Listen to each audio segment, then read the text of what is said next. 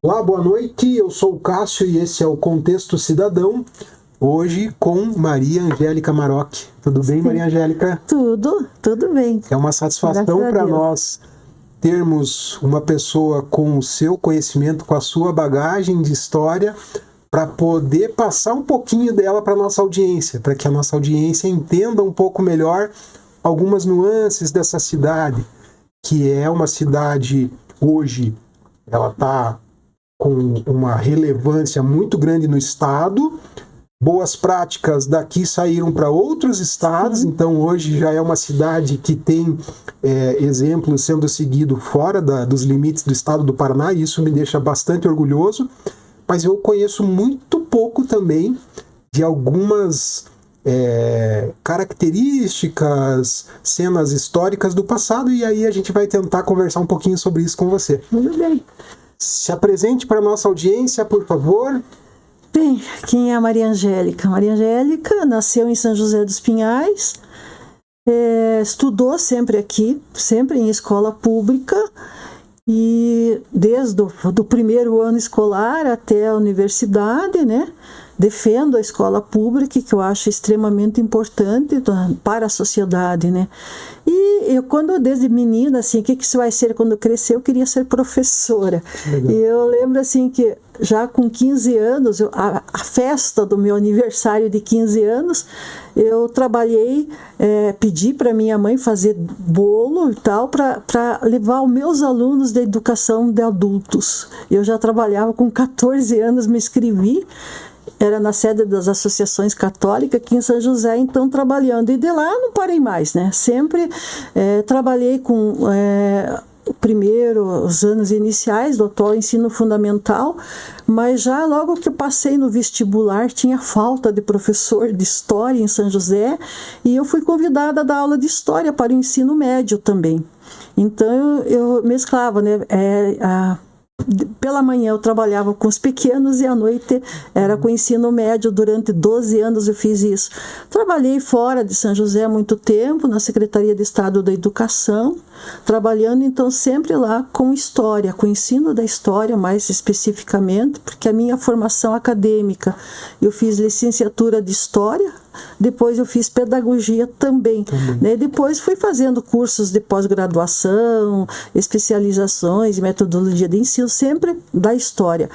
Trabalhei muito com professores nos últimos anos, assim, dentro do magistério, daí já atuando, assim, esse processo da construção da história, como trabalhar a história nessa escola. Mas como uma mentoria. Isso, e daí quando eu já estava aposentando, uma coisa que então escrever veio mais tarde, né, porque eu tinha muito medo quando eu dava aula para o ensino médio. A gente se preparava, mas eu tinha medo de que o aluno me perguntasse de história de São José, porque eu não sabia absolutamente nada. Então, quem sabe um dia dê tempo de eu ler, pesquisar. Só que me veio o convite para eu escrever material didático. Na época, eu passei a fazer isso, né, de história, né, os materiais que eu escrevia para uma empresa. E quando sobrava tempo, me deu a ideia de começar a buscar a história de São José, o que nós tínhamos em documentos, nos arquivos públicos, né? A história oficial. Exatamente, a história que foi registrada. Daí, então, se São José pertenceu a Curitiba, eu vou à Câmara Municipal de Curitiba, né? Até 1853, era lá, até final de 1852, eu vou ao Departamento de Arquivo Público do Estado, porque ver o que eles têm lá da correspondência de São José, e os arquivos aqui de São José, que eu trabalhei muito, por exemplo, a Igreja Católica aqui, porque a igreja era o padroado, existia aquela relação, aquela aliança entre Portugal e o Papa, né, que é o chefe da Igreja Católica, que fez com que a religião católica fosse a religião oficial, e isso vai até janeiro de 1890, né? Então, eu consegui, por exemplo, na Igreja Católica, um material riquíssimo sobre a sociedade, a composição da sociedade, vendo assim, o quê? Registros de nascimento, registros de óbito, tem aquele cunho religioso, mas também tem, assim, nas entrelinhas dos documentos, eu fui descobrindo uma sociedade, o registro de óbitos, os costumes todos que nós temos aí. Tanto é que aí em 2009 eu pedi o tombamento como patrimônio histórico de São José dos Pinhais, histórico-cultural, todo o acervo dessa igreja, porque lá são os documentos mais antigos que nós temos de São José. Aí eu comecei. O primeiro livro que eu escrevi sobre São José foi a convite. Eu já estava pesquisando, copiando, quero um dia fazer um livro, coisa assim, quando me sobrava tempo, eu ia nos arquivos. E aí a Câmara Municipal de São José ia fazer 150 anos em janeiro de 2003. E me foi feito o convite pela presidência da Câmara, na época, para que eu escrevesse um livro, mas estava até quase que em cima da hora, tinha alguns meses, que eles iam inaugurar o prédio novo. Esse prédio, atual prédio da Câmara Municipal de São José dos Pinhais, ele é o primeiro espaço público que foi construído especificamente para ser Câmara. Então foi muito bonito. Então ali eu consegui o livro, deu umas 80 e poucas páginas, e já assim, tentando colocar como seria a organização de uma Câmara Municipal. De lá para cá, então, falando dos livros, eu fui convidada, por exemplo, a escrever 30 anos, já no ano seguinte, 30 anos da Escola Unidade Polo, uma escola que estava... Estudei lá. Então, a escola agora vai fazer 50, né, porque foi em 2004. Daí, em 2005, escrevi livros para fora, não de São José especificamente. Em 2006, eu consegui, já estava um livro sobre a imigração europeia em São José dos Pinhais, eu consegui publicá-lo. Eu tinha terminado em 2005 e tive um apoio de fora, né? E esse livro ele foi muito bem recebido. A primeira edição esgotou rapidinho, a segunda também.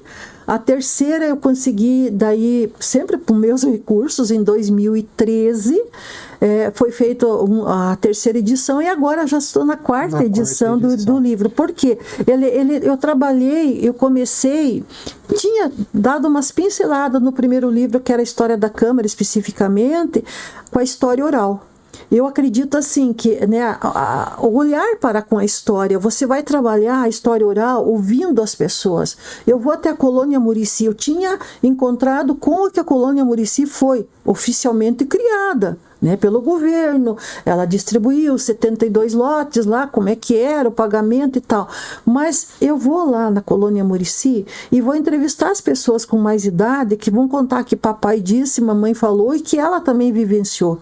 Então, eu naquele livro, na época, 2006, foi o lançamento na Câmara, foram 103 pessoas que eu entrevistei. Os entrevistados, só para você ter uma ideia, de 2006 para cá, já tem 94 falecidos daquele grupo. Né? Então, ficaram as memórias deles, né? Porque eu aproveitei parte, eu tenho as gravações, fiz as transcrições de todo esse material. Depois eu escrevi 2 livros sobre a questão religiosa. Quando foi lançada a Diocese de São José dos Pinhais, eu pus assim, de freguesia à diocese. Então, a trajetória da igreja, então, esse olhar também que teve, né, de ser uma igreja, a religião oficial, não é mesmo? Né? Depois eu escrevi um outro livro que eu achei importante mostrar a questão cultural dentro da religiosidade das pessoas, né? A cultura religiosa, como é que você constrói uma religião e como é que ela vai mudando através do tempo. Então eu peguei desde do final do século XVII, né, que começa os registros, e fui então até a hora do lançamento, que foi em 2011. Fiz um outro livro falando assim, até uma pessoa me perguntou, a identidade, a busca, até eu disse assim, história e memória, a busca pela identidade das pessoas, do cidadão sanjoséense. Então, o português que veio para cá, exatamente. Então, eu fui colocando isso. Depois eu escrevi também um livro sobre a história e memória, foi esse. Depois eu escrevi o Ordem e o Poder. Ele ficou denso, mais de 600 páginas, né? Porque eu que tentei mostrar nesse livro, trabalhei história oral também, alguma coisa, mas mais a legislação, porque a construção da ordem, a construção do poder em São José. Nós somos uma herança cultural portuguesa. Então eu fui fazendo esse livro com isso, citando trechos de leis, coisas que, de repente... Exato, fala. Esse livro é um livro que fala basicamente sobre a política do município. Exato. Desde os primórdios até os tempos atuais. Maria Angélica, a gente vai conversar, os assuntos eles vão indo. Depois tem outros livros também. Para a gente ter uma noção, aqui nós procuramos fazer episódios com aproximadamente 1 hora. Sim. Eu sei que uma pessoa com a sua bagagem, com toda a informação que se tem, talvez um episódio não seja suficiente. Então, esse projeto é um projeto que ele nasce, o Contexto Cidadão, ele nasce com a intenção de trazer personagens interessantes da cidade para que as pessoas conheçam. Num primeiro momento, devido à questão de ser um ano eleitoral, a gente quer dar oportunidade à nossa audiência de que eles conheçam as pessoas que vão tentar aí pleitear os cargos que vão estar à disposição, e esse livro faz um sentido. Eu vou colocar a nossa ampulheta, que tem aproximadamente 1 hora. Tudo aqui é tecnologia, só que o tempo a gente vai no analógico. Bem analógico, mas ótimo. Então aqui, a partir de agora, a gente tem aproximadamente 1 hora, não é restrito a 1 hora, mas é só para a gente ter um tempo. Por favor, continue. Então, começar do começo, como diz, como começou esse espaço físico sendo ocupado pelos portugueses?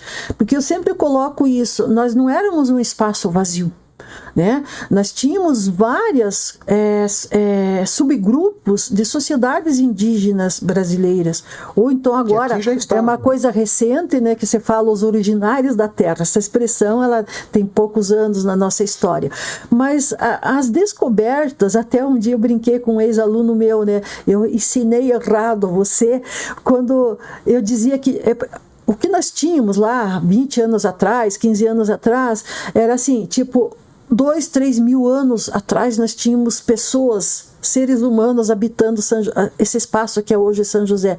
E agora, recente, há 2 anos eu até tive a oportunidade de visitar um sítio arqueológico aqui perto, próximo à serra, que tem seres humanos passaram por lá há 10 mil anos.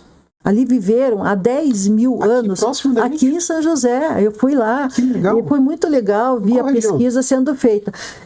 Quando você desceu a serra do lado esquerdo, ali eles descobriram um sítio arqueológico muito interessante, e estavam os pesquisadores na época que eu estive lá, foi em abril de 2022. Limite com Guaratuba, ali, aquela região? Antes ainda, um pouco ali. Então a gente vê que os vestígios que são deixados, e que hoje esse trabalho da arqueologia está nos mostrando que há milhares de anos nós tínhamos seres humanos por aqui. Agora, quando começou aqui, né? Então... Arraial Grande foi o primeiro povoado. Foi. Por quê? Porque em 1649 e 1651 foram 2 documentos escritos, redigidos por Ébano Pereira, Eleodoro Ébano Pereira, tem nome de rua em Curitiba, que ele escreve ao rei de Portugal que eles tinham encontrado ouro nessa região. Aonde? Então tem gente, mas o Arraial Grande foi aqui onde que é a praça central de São José. Não, lá, era no caminho, que depois recebeu o nome de Caminho do Arraial, que eram antigas trilhas indígenas que subiam para o Planalto, e ali daquele rio eles encontraram ouro de aluvião, né, que nós chamamos, que é extraído do rio, né? E então eu costumo dizer assim, mais ou menos, quando começou a ocupação portuguesa em São José dos Pinhais, eu diria a década de 1660, porque demora. Hoje nós temos, tem um acontecimento aqui, amanhã todo mundo está sabendo, né? Então na época até que se tomou conhecimento, nos relatórios, nos documentos que eu tive a oportunidade de ter acesso, eu vi que boa parte dos portugueses ou seus descendentes, eles vêm de São Paulo para cá. E ali forma-se um pequeno povoado. Então, Arraial é uma denominação dos portugueses para um local, um povoado que não tem uma organização administrativa, né, oficial. Foram se organizando.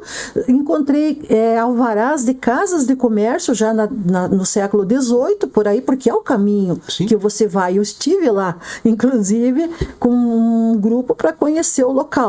Então, aí um pequeno povoado que ele vai conseguir achar na Câmara de Vereadores de Curitiba, porque nós éramos Curitiba, depois colocando ali documentos também de São Paulo, as condições de trabalho, como é que era o sistema de fiscalização desse ouro e tudo mais. Mesmo não havendo uma instituição, já existia uma organização. Porque alguém, lá em São Paulo, que nós éramos capitania de São Paulo, dentro daquela estrutura portuguesa, e nós éramos também, depois, a partir de 1693, município de Curitiba. Então, eu vi ali que, documentos ali, 1730, a década de 30, já não tem muito ouro. Então, aqueles que eram os proprietários das pessoas que ali trabalhavam, proprietários porque eram escravizados que trabalhavam ali, eles vão vender, como eles dizem, as suas cabeças de escravo, boa parte vai para Minas Gerais. Então, ali fica pouquíssima coisa, e daí no final, exatamente, do século XVIII, tenho casas de comércio ali, que até eu cito nos livros, achei os alvarás, mas acabou aquele pequeno. Mas só que quando houve essa notícia que tem ouro na região, o que vai ser feito? Serão feitas as distribuições de sesmarias. O que é uma sesmaria? O governo de Portugal criou esse sistema já no século XIV para deixar o homem no campo. Eles queriam povoar todo o interior de Portugal. E aqui também era interessante eu ter várias sesmarias. O Joãozinho pega a sesmaria X, o outro Y, porque eu tenho uma ocupação portuguesa fixa aqui, porque os espanhóis estão querendo pegar isso aqui também, tem a disputa de território, né? Então, você vai ter as sesmarias, né? E aí, o que vem depois? Curitiba cria-se, toma-se posse dia 29 de março de 1693 os primeiros vereadores. Então, é um município instalado, mas precisavam ser feitas leis locais. Hoje nós temos a lei orgânica. Naquela época, então, vem o Rafael, o vidor geral, Rafael Pires Pardinho, para Curitiba, e ele fica de janeiro de 1721 até fevereiro daquele. Ele escreve o que eles chamavam na época 129 provimentos. São leis para regulamentar o funcionamento da vila. O que a pessoa podia fazer, não podia fazer. E é interessante ali que, então, dos 129, 11 desses provimentos são para São José, hoje São José dos Pinhais. E aí, então, ele fala da freguesia de São José. Então, a freguesia é uma subdivisão territorial do município. Até Portugal, recentemente, tem ainda lá, né? Então, nós, São José, somos freguesia. Como que é importante? É importante no sentido, a organização. Já era um degrau a mais do Arraial. Exatamente. Agora você tem uma freguesia, você tem uma igreja oficial que está lá Bom Jesus dos Perdões, que o padre João da Veiga criou em 1690, mas você tem também, onde que é o centro hoje da cidade, a Capela de São José, que vai se tornar o local oficial para se fazer o povoado oficialmente. Então a capela... O entorno da igreja vai se expandindo, né? 11 dos provimentos do Rafael Pires Pardinho são sobre isso. Dará chãos, eu até copiei, tem nos livros trechos, ao redor da capela de São José, para que as pessoas passem a povoar. Para que a população entenda. Exatamente. É a igreja aqui do centro. Então, eles fazem toda a legislação portuguesa vinga ali. Então, aquela praça onde hoje nós temos o 8 de janeiro, parede com parede. Por quê? Porque você tem que ter casas, como a gente tem nichos em vários locais ainda do Brasil, não se pode mostrar os quintais, como está escrito ali, as vergonhas. Então, a parede com parede, casas que vai ter essas casas? A doação dos chãos, como eles chamavam, ao redor da igreja, é para os moradores da freguesia que eram lá do interior vir cumprir as suas obrigações religiosas. Por exemplo, a Semana Santa. Eu não fui na Sexta-feira Santa, na cerimônia religiosa, eu pago multa para quem? Para a Câmara de Vereadores. Olha como que era. Então, eu moro lá em Mandirituba. Você tem que exercer a sua fé. Tem que exercer. Então, você tem as suas casas, você tem ao redor da igreja. E nós temos uma foto muito boa, que eu tenho também nos livros ali, de 1906. Ele escreve isso em 1721. E ao redor da igreja de São José, nós temos ainda parede com parede em sua maioria. Toda aquela praça 8 de janeiro, com construções aos moldes da arquitetura portuguesa. Olha que interessante. Então, nós fomos freguesia de São José de 1721 a 1853. Deixa eu aproveitar, né, o seu conhecimento. Capela Nosso Senhor Bom Jesus dos Perdões. Aonde ficava situada? Teve muita pesquisa a respeito. Pela situação, porque o João da Veiga Coutinho era um religioso. Ele chama o título de cônego, ele cuidava das finanças da diocese. Nós éramos diocese do Rio de Janeiro ainda na época, né? Só depois, mais tarde... É uma miscelânea, porque exatamente. Você tem São Paulo, Rio de Janeiro, isso. Curitiba... Então, ele ganha 2 sesmarias aqui. Ele ganha a Sesmaria, a Fazenda Águas Belas, e ele ganha a Fazenda Capucu, que é um nome indígena. Hoje aqui pertence a Fazenda Rio Grande, Fazenda Iguaçu, naquela região também. Eu fui lá fazer pesquisa. E ele se torna proprietário dessas 2, e sempre que eu ganhei uma Sesmaria, um pedaço de chão, eu tenho que fazer a minha casa, a Casa Grande, depois tem a senzala do lado. Eu lembro que um dia nós estávamos pesquisando ali na borda do campo, e um professor arqueólogo meu professor, e dizia: olha, aqui foi uma casa grande, não tinha 40 metros quadrados, mas o dono da Casa Grande aqui era mais pobre, né? E ali ao lado da Casa Grande, da construção, é feita a capela. Isso era uma tradição. Sim. E a Capela de Bom Jesus dos Perdões tem toda uma história que ele teria feito aquilo, mas Bom Jesus dos Perdões, Bom Jesus da Cana Verde, tem muito Bom Jesus na história religiosa de Portugal. E pelo que a gente ouviu, até onde consegui descobrir, seria mais ou menos onde hoje tem aquela indústria nutrimental, quando começa, você está indo para Afonso Pena, descendo a Rocha Pombo, que é aquela avenida que desce do aeroporto, mais ou menos onde que tem hoje um condomínio de barracões. Por que eu estou falando isso? Porque nós fomos lá há 20 anos, até tinha um padre, um religioso aqui da Igreja Católica querendo descobrir, e eu comecei a ouvir pessoas, até uma senhorinha de 100 anos de idade que eu entrevistei lá em Piraquara, ela me diz: quando a gente ia a São José, a gente passava, porque não tinha aeroporto nem nada, ela tinha 13, 14 anos, ela dizia, eu ia na carroça com o papai, e a gente passava estava bem acabadinha, destruída a casa, mas diziam que ali tinha tido uma capela. E quando ela começou a me descrever, eu vi que era nessa região ali. Então tem muita polêmica. Não, foi mais lá embaixo. Eles não iam fazer. A Casa Grande sempre ficava no alto. Sim. Né? E essa capela também não era tão pequena. Eu descobri isso. Meus pais, como é que você descobriu? Lendo os livros de óbito. Faleceu, né, fulano de tal, e foi sepultado no alpendre da capela. Alpendre, tem uma área coberta fora. Foi sepultado na porta da sacristia. Então não era uma capelinha de 3x4, né? Então é interessante. E a nossa, aí onde que nós temos hoje a catedral, é a 4ª versão.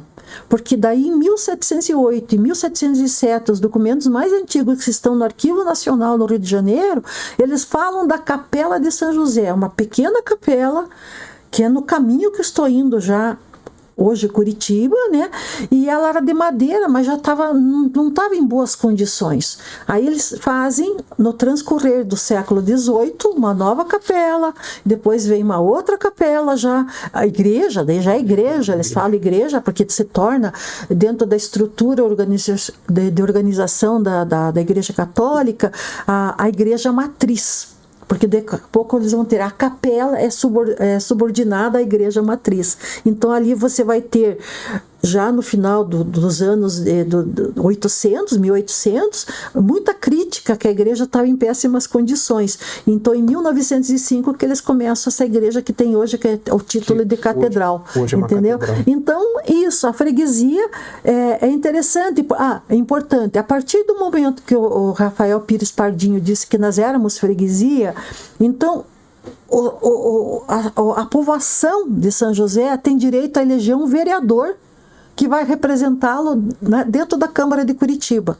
Então nós vamos ter sempre um vereador de 1721, 1722, que seja, até 1852, lá em Curitiba. 30 anos exatamente. De história com um vereador. Então são as duas autoridades que comandam a freguesia. O vereador mais o pároco. O pároco é o que a autoridade religiosa maior que cuida então da igreja matriz de São José dos Pinhais. E o vereador tomava conta das situações civis, vamos dizer assim. E ele, então, o vereador. Então tem muita questão sobre o caminho para chegar em Curitiba, era péssimo. Às vezes o vereador não conseguia atravessar o Rio Grande, porque hoje é Iguaçu, né? Sim. Por causa das enchentes. Tem todas aquelas histórias que eu fui encontrando na leitura oficial sobre esse momento da história. É uma sociedade pobre até 1853, tá?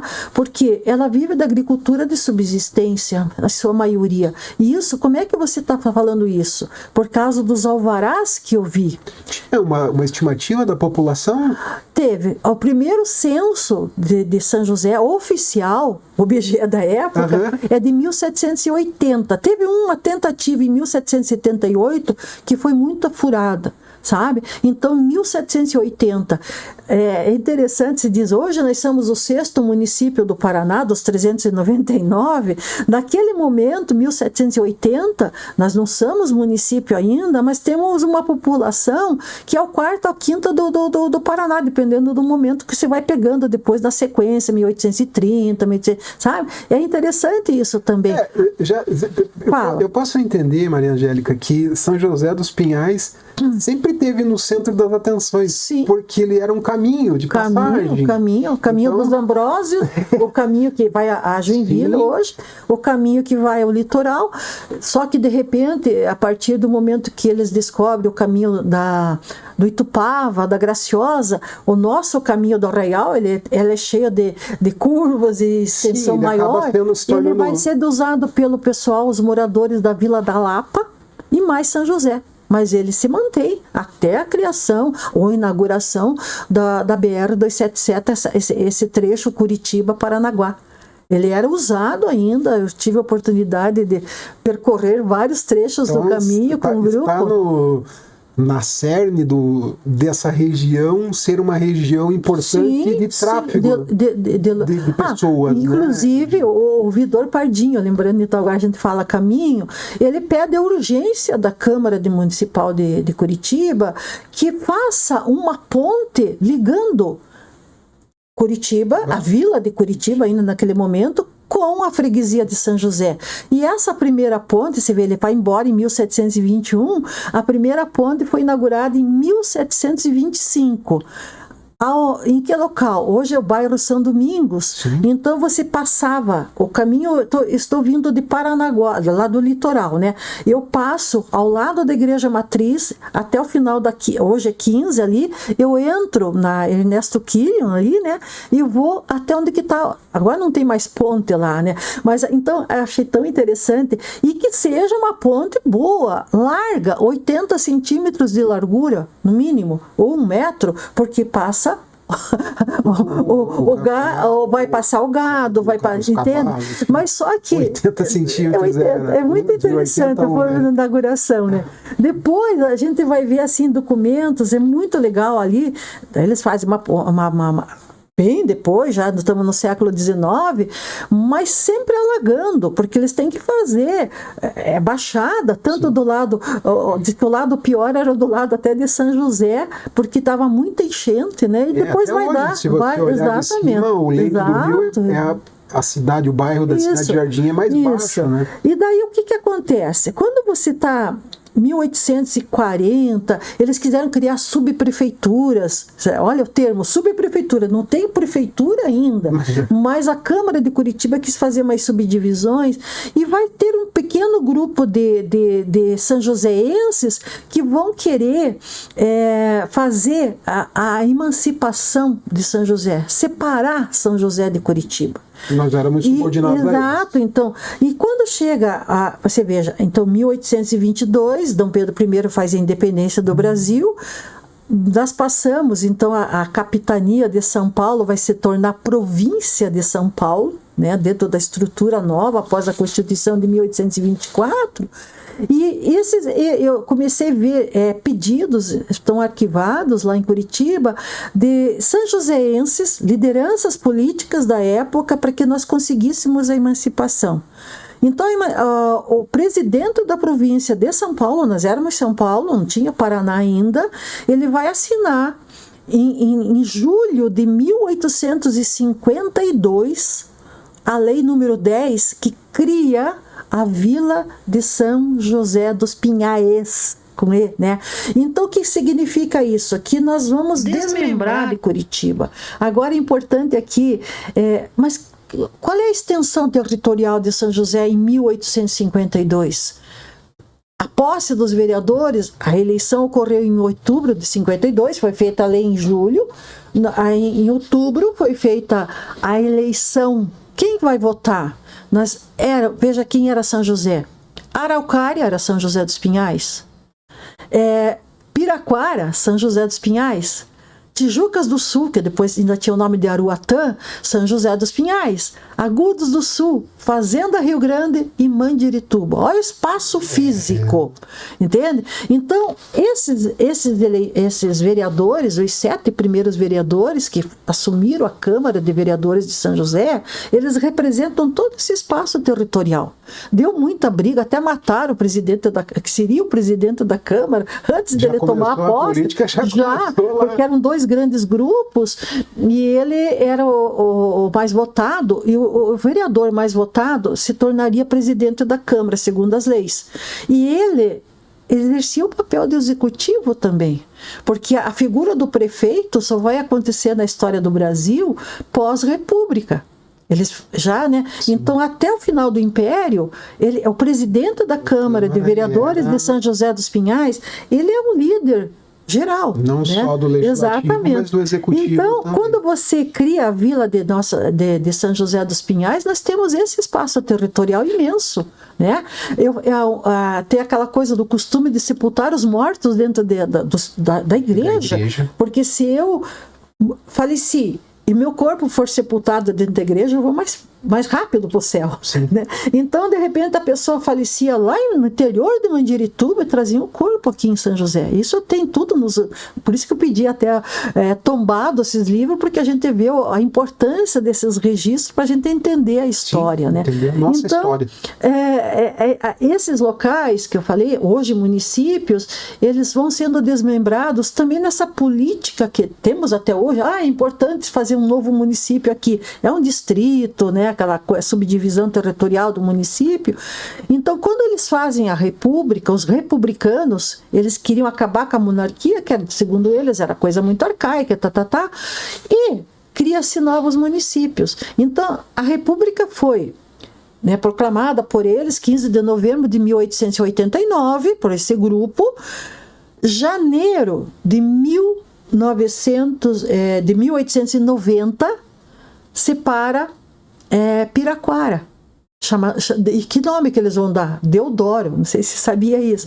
Deodoro por quê? É um marechal, Deodoro, que está aí fazendo a república, é de uma liderança militar. Então, Piraquara fica um bom tempo, separa de São José com o nome de Deodoro. E aquela região que hoje é Pinhais também estava junto. Né? Era tudo Piraquara naquele momento. Já no mês seguinte, em fevereiro, eles separam Araucária. né? Araucária separa. Você veja que interessante, né? Então, quando criaram o município, né? Ficou de 1853, era a freguesia de Araucária, a freguesia de Piraquara, aquela subdivisão que era nossa, passou para eles. Então daí vai. Aí em 1951, somente que separa Tijucas do Sul e ela leva junto Agudos do Sul. Então, os dois municípios saem do mapa de São José. Né? Depois. E Mandirituba é só 1960. Até 1960, Mandirituba é São José dos Pinhais. 1990, separa um trecho de Mandirituba que cria-se o município de Fazenda Rio Grande. Então, veja a extensão territorial de São José e administrar isso não era fácil, né? Então, isso... os vereadores, aí vamos falar então do nosso legislativo, né? Sim, vamos. Os vereadores que nós temos, qual é o perfil deles? Quem é eleito? Eu tentei, assim, levei dias e dias, semanas, lendo tudo, porque no arquivo público lá no Juviver, nós temos, assim, o que eles chamam AP. Eu manuseei os documentos, agora já a maioria está digitalizado, as correspondências recebidas das diferentes localidades para lá, né? Então você vai vendo as eleições. Houve eleição em 1870. Quem votou? Quem vota tinha que saber assinar o nome, mas sabiam desenhar o nome de repente, né? Sim. Não exigia. Agora, para ser o vereador, você tinha uma condição. Apresentava uma espécie de imposto de renda da época que mostrava que você era uma pessoa de posses. Olha que interessante. Então, o segmento dos vereadores, então você vai ver, já elitizado. Então, você vai ter, eu achava assim, comerciantes, não diz de quê. Então está lá o nome do Joãozinho, ele ganhou, é comerciante. O segundo, um lavrador, mas um lavrador pequenininho também, com certeza ele não tinha posses para ser vereador, entendeu? Então, lavrador, comerciante, porque a comunidade, eu vendo ali, os eleitores, então tem o ferreiro, tem o sapateiro, tá? Então tem outras. Não era todo mundo que votava. De ofícios, eles podiam até votar, pouquíssimos. Então era muito limitado. Então o que você quer? Você tem, na época, nós temos o que nós chamamos, depois lá atrás foi provimento, o Vidor Pardinho, agora nós temos o Código de Postura, que era aprovado. Por exemplo, o Código de Postura de 1829, nós éramos Curitiba ainda, tínhamos que obedecer. Mas quem que redigiu o Código de Postura de 1829? Uma elite local de Curitiba. Aí nós criamos o município de São José dos Pinhais. Os vereadores tomam posse no dia 8 de janeiro. Eles são obrigados a fazer o seu código de postura. Quem é? De onde que eles pegam? Até eu fui procurar os artigos todos, eu consegui um manuscrito da época, né? Feito ali o código de postura, que era aprovado por eles, tinha que ir para o presidente da província. Daí já é Paraná, já é uma província. Né, Paraná, né, porque a província foi criada em 19 de dezembro, no mesmo ano que São José, São José em 53 e a província em dezembro, janeiro, né, toma posse, e a província, o Zacarias toma posse já no final do ano, em dezembro. Então você tem um código de postura, as primeiras leis locais de São José dos Pinhais, elas são escritas, aprovadas pelo presidente da província em 1854. Esse tema, essa passagem histórica é isso, é a ordem. A ordem, a construção. Então, o que pode ser feito, o que não pode ser feito dentro de São José? O lazer, por exemplo. Então, quem que está redigindo o Código de Postura de 54? É uma elite. Essa elite vai proibir, por exemplo, a dança de fandango, do batuque. O que te lembra isso? Né? Lembra os escravizados, os ex-escravizados? Agora, a corrida de cavalos, é uma elite que tem cavalo para correr, como temos hoje no hipódromo, né? Então aquilo é aprovado. Olha, então você começa a ler as leis, é muito interessante, porque o perfil, não vou generalizar, 90%, sei lá quanto, são essas pessoas de posse. De repente tem no meio alguém que foi professor, que foi juiz, como o caso, a rua da prefeitura, Passos Oliveira. Tá errado lá. Eu já falei uma vez até para o presidente da Câmara. Não é Passos de Oliveira. Era Joaquim José dos Passos Oliveira. Ele chega a escrever várias vezes, eu li os manuscritos, aquela caligrafia bonita, pedindo ao presidente da província que se crie escola em São José. Porque toda a população é analfabeta. Aí você vai encontrar escolas, por exemplo, pouquíssima escola, e que funciona 2, 3 anos de fecha na casa do professor. O homem pode dar aula para a menina. A mulher, eu encontrei uma professora lá, acho que é década de 1870, não recordo aqui, ela só podia dar aula para as meninas. Porque o currículo do menino é um, da menina é outro. Ela tinha que ter a menina trabalhos manuais, muito interessante. Essas características, Maria Angélica, elas eram características gerais, não. Tanto é que eles copiaram.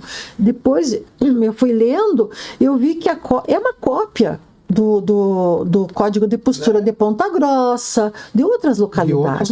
Exatamente. Porque... Então, é isso que eu digo sempre, São José não é ilha. Não é uma ilha. O que se acontece aqui, a construção durante o período de colônia de Portugal, pós colônia de Portugal, nós temos o Império, as leis que saem lá de Dom Pedro I, depois de Dom Pedro II e tal, é geral.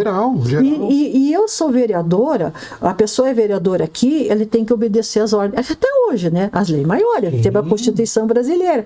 Então é muito interessante esse perfil dos vereadores, eu queria colocar, e também...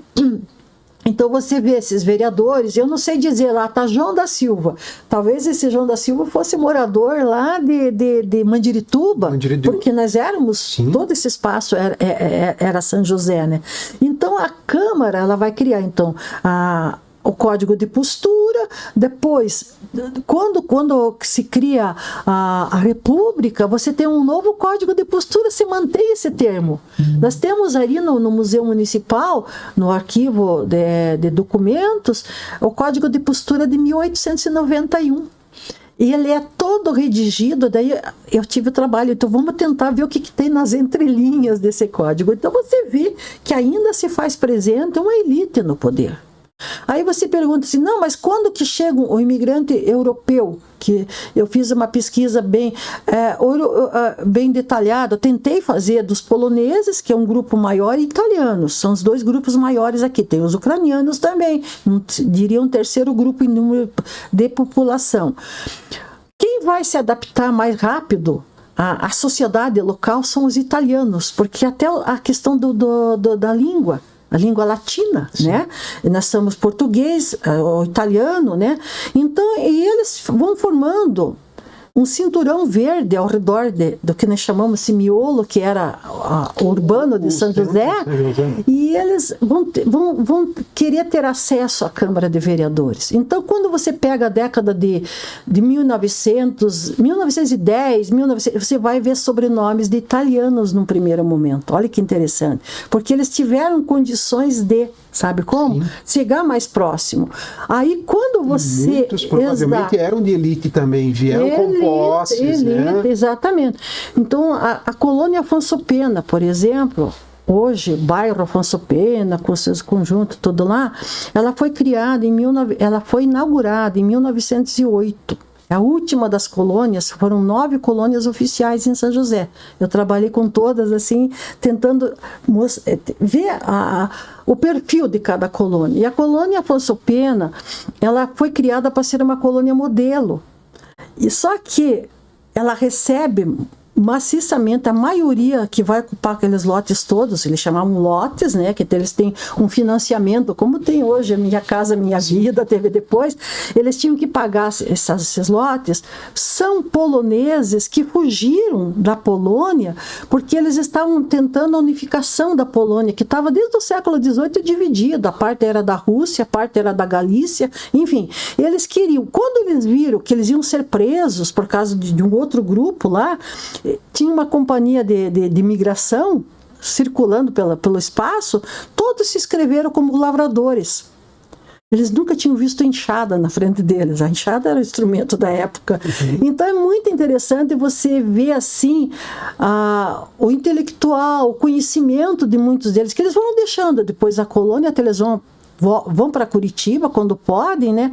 Mas eles começam a participar mais assiduamente do processo, depois da administração pública também. Porque eles são mais letrados. Estou dizendo assim, o imigrante que de repente se estabelece lá na colônia Murici, ele era camponês lá. Às vezes, boa parte deles até analfabeto. E ali você tem engenheiro agrônomo, você tem professor, você tem músico. Um outro perfil que eles vieram, eles não sabiam como é que era uma enxada. Mas eles vão depois participar mais E um outro grupo que também me chamou a atenção, pelos que eu fui lendo dos documentos, Piraquara era até 1890 São José, e lá criaram, em 1878, foram criadas várias colônias pelo governo do Lamenha Lins. O Lamenha Lins criou lá Santa Maria de Novo Tirol, tem até hoje, mas hoje é um núcleo bem pequenininho. Ali chegaram um segmento de italianos que tinham mais conhecimentos de como exigir uma escola, sabe como? De como participar, de como os seus interesses. E aí eram mais politizados. Mais politizado, é a palavra que faltava. Então eles têm uma participação até se parar, sabe? Depois eles vão ter liderança dentro do novo município de Deodoro. Então, essa coisa dos vereadores vai mudando o perfil, mas ainda você pega a primeira metade do século passado. Quem são os vereadores? Muita gente é do interior, é agricultor. O Benjamin Barbosa, ele é lá da Garaú, Cotia, aquela região, foi prefeito depois, né? Ele é um vereador, mas também começa a aparecer. Atílio Talamini chegou em São José como médico na década de 1930. Quando se está na década de 1950, Atílio Talamini é vereador, né? Nós vamos ter outras pessoas, advogados, vereadores, né? Dario Marquezine foi depois, ele foi deputado e ele era advogado, ele foi vereador. Então, quando você começa a ler as atas a partir da década de 1940, eu li todas as atas, linha por linha, você vai vendo que o perfil do vereador, o costume, a cobrança de determinadas leis vão mudando dentro de São José.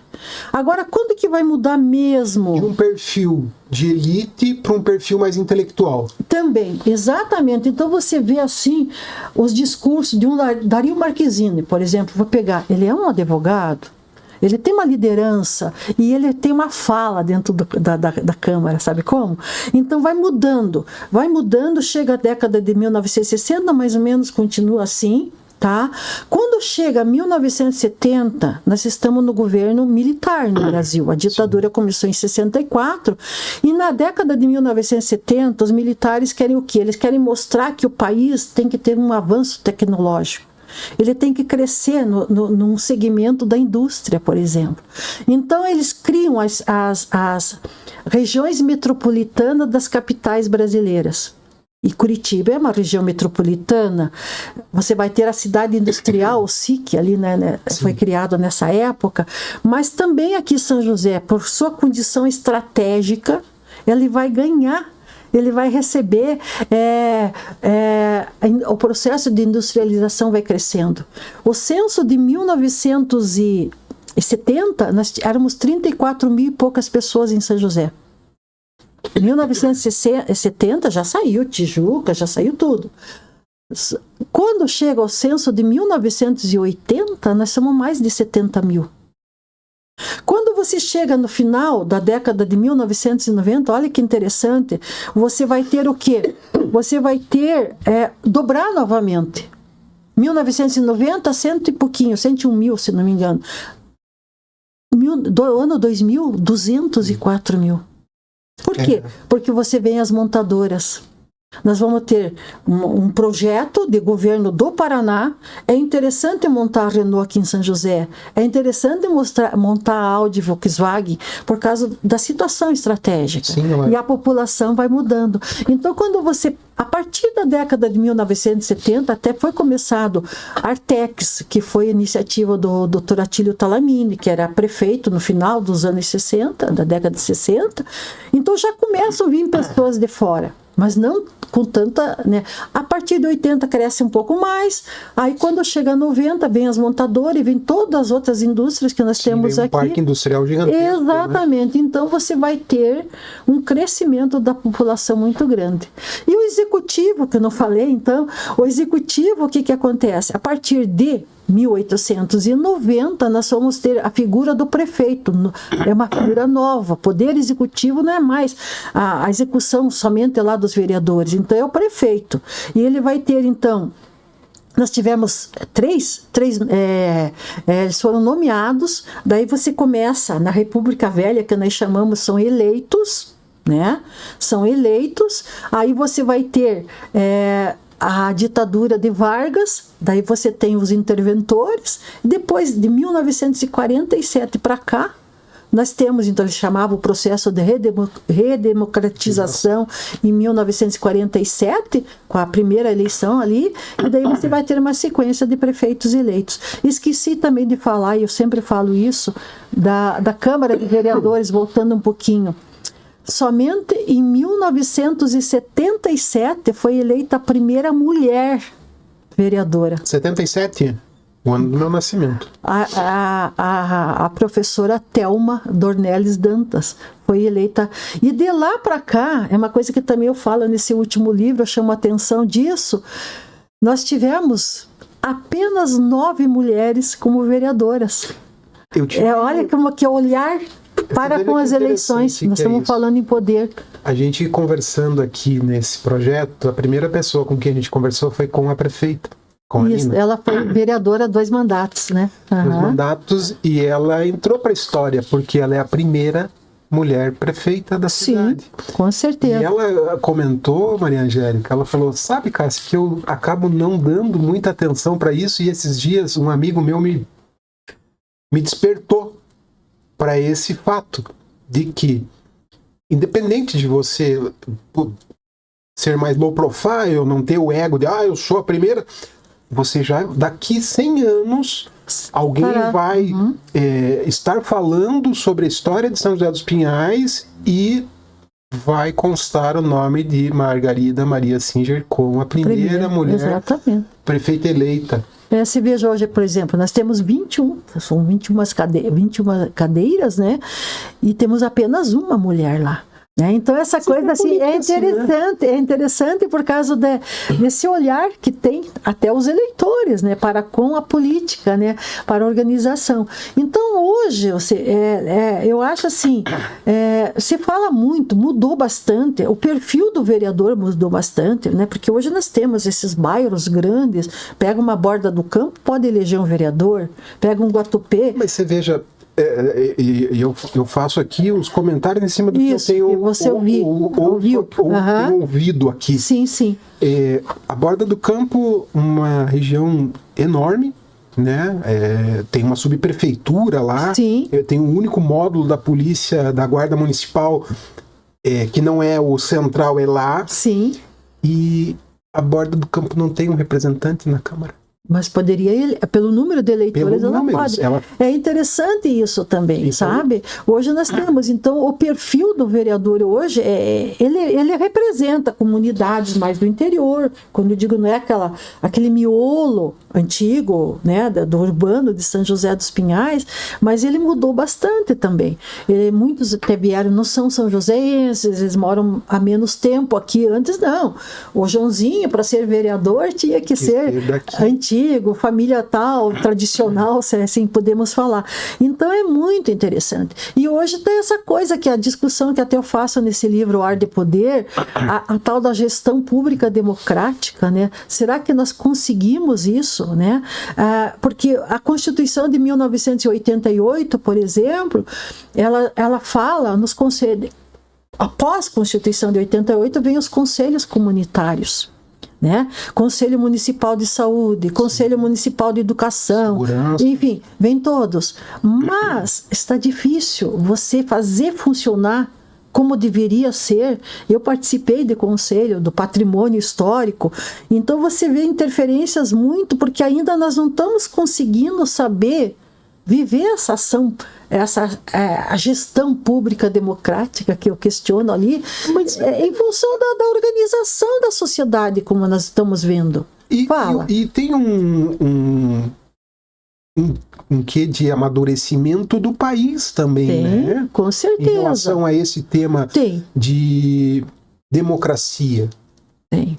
Fala-se muito em democracia no país, mas eu como cidadão comum, e você como uma personagem, uma historiadora, o que a gente conversou nessa quase uma hora é sobre o quê? Desde o começo da fundação desse município, quem esteve no comando foi a elite. Foi. Sempre foi. Então, você tem assim, eu termino, você vai ver da página 600, eu vou ler só um trechinho, eu pus assim, em São José dos Pinhais, o poder político e administrativo, na página 600 do livro, né, existe a favor dos interesses da população como um todo, ou apenas serve para atender o pequeno grupo que chega ao poder? E isso é muito atual, né? É muito atual. Quando fui fechar o livro, eu comecei lendo, pensando, refletindo, né? E aqui vem uma coisa que eu sinto isso. Para você exercer a cidadania efetivamente, você tinha que conhecer mais a história. Não é porque eu trabalho com história. A gente vê assim um certo descaso das pessoas, porque como é que eu vou exercer a minha cidadania? Eu tenho que conhecer como que se construíram as leis, o passado mais remoto, o mais próximo, vai me ensinar a pensar, a ver a sociedade de hoje. Infelizmente, a gente vê que tem uma falha muito grande nisso. Sim. O desconhecimento da história, o desconhecimento da construção das nossas leis. Um dia eu brinquei, esse livro aqui, 600 e poucas páginas, deveria ser uma prova escrita norte para os vereadores. Sim. Não porque eu escrevi, né, mas aqui tem a legislação. Nesses diálogos, a gente, com alguns personagens Sim. aqui, São José dos Pinhais até negligenciou, de certa forma, não sempre por culpa do município, até questões de edificações que eram importantes, que poderiam estar hoje. Exato. Então, assim, uma cidade que não preserva a sua história está fadada a ser uma cidade que qualquer pessoa pode criar uma história. Por quê? Certeza. Porque a gente não cuidou da história. Não cuidou, uma recordação, um patrimônio imóvel, né? Mas até hoje nós temos o imaterial também em outras localidades. Eu lembro que eu estava um dia numa reunião e o secretário da cultura de então começou a dizer, não, porque lá tem a dança do batuque, lá tem, né? E não sei o que ele falando. E aí eu pensei, mas aqui em São José também nós tivemos. Por que não se fez nada até hoje para resgatar alguma coisa? Entendeu? E já percebi que pela sua trajetória, a senhora tem mais experiência de vida do que eu, não é uma tarefa fácil, porque se a senhora fez parte do Conselho de Cultural, né, do Patrimônio Público, da Cultura, sim. E as coisas naquela época já eram difíceis, e eu só vejo as coisas indo... Veja, o Conselho Municipal de Patrimônio Cultural, que a gente pega a abrangência toda, ele é uma lei de 1996, que não vai por acaso, todos os conselhos, né, ele responde ao que se previa na Constituição Federal de 1988. Ele começa a funcionar em 97. Mas foi uma luta, participei de algumas, né, porque eu fui como cidadã, né? Mas teve um momento, por exemplo, que nós éramos 14 pessoas no conselho. 8 deles tinham cargo em comissão na prefeitura. E o prefeito queria derrubar um imóvel. todos votaram a favor de derrubar. E nós éramos 6, e daí tivemos que entrar com uma ação civil pública, certo? Fizemos uma ação civil pública, ganhamos a ação, 2004 essa história, e hoje você tem o Centro de Vivência João Senegalha, que é todo ele pro chão. Então, ontem a gente até conversando aqui, para a gente finalizar nossa conversa, conversando com o Assis, que é vice-prefeito da cidade, do lado ali, uma extensão do Centro de Vivência, tinha uma casa, que depois, eu lembro dela que era do Senegal, era o Habib, que morava ali. Então, assim, esse patrimônio virou um estacionamento. Virou. Ali podia ser uma casa cultural, ali podia ser algo interessante para a cidade. Eu lembro, a Rua 15 tinha vários casarões antigos, não ficou nada. Ficou um monte de prédio de pré-moldado. Eu costumo dizer que é cultural não preservar. É cultural, é a cultura. Uma ânsia pela modernidade. Exatamente. Então, quando foi ali o caso do Senegalha, por que nós batemos o martelo? Fomos a Curitiba, eu digo nós, 3 pessoas num primeiro momento, que nós perdemos na votação do conselho. Daí nos foi orientado por um advogado de Curitiba que nós entrássemos com uma ação civil pública e ganhamos. Já tínhamos feito abaixo-assinado com mais de 3.000 assinaturas de pessoas, né? Trabalhamos que nem o professor Leopoldo Scherner, de nome você deve ouvir, né? Até por sinal também a casa dele lutamos para que ela fosse preservada, não foi, né? Mas foi uma luta de 3 ou 4 pessoas que conseguimos esse advogado. Ele veio ao Fórum de São José dos Pinhais, ele entrou com essa ação e nós ganhamos. Mas pensa na luta que teve isso, sabe como? Então, por quê? Porque as pessoas não veem a importância de se preservar. Virou a especulação imobiliária. Esse terreno aqui dá para construir um negócio de 4 andares, de metro de escritório, e a história vai indo pelo ralo. E aí, então, é cultural também não se preservar a história. Você está gravando ainda? Não, né? Estamos gravando. Não, por causa a gente vê isso. Até, assim, posicionamento. O nosso conselho não está funcionando agora. Porque pessoas não acham interessante. Eu fico triste com isso. Não está funcionando. Angélica.